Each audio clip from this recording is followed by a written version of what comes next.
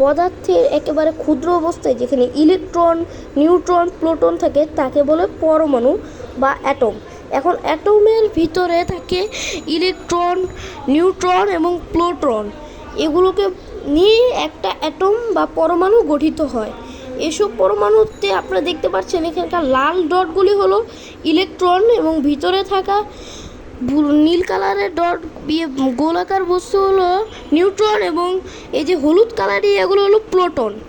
এখন এগুলো খুবই ক্ষুদ্র অবস্থায়, এতটাই ক্ষুদ্র যে সাধারণ আলো দিয়ে দেখা যায় না।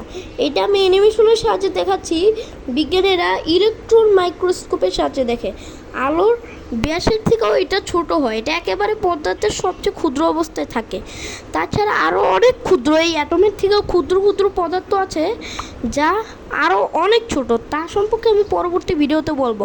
এখন অ্যাটম কীভাবে, অ্যাটমের ভিতরে থাকে কোয়ার্টস দ্বারা তৈরি হয় তোমার প্রোটন, নিউট্রন এবং ইলেকট্রন। এসব কোয়ার্টসের সাহায্যে এই তিনটি উপাদান তৈরি হয় এবং এই তিনটি উপাদান একসাথে গ্র্যাভিটি বা মহাকর্ষণ ফলের কাছাকাছি আসে এবং তার চারিদিকে বলয় ঘুরতে থাকে। এ সম্পর্কে আমি আরও একটা ভিডিও পরবর্তীতে দিব।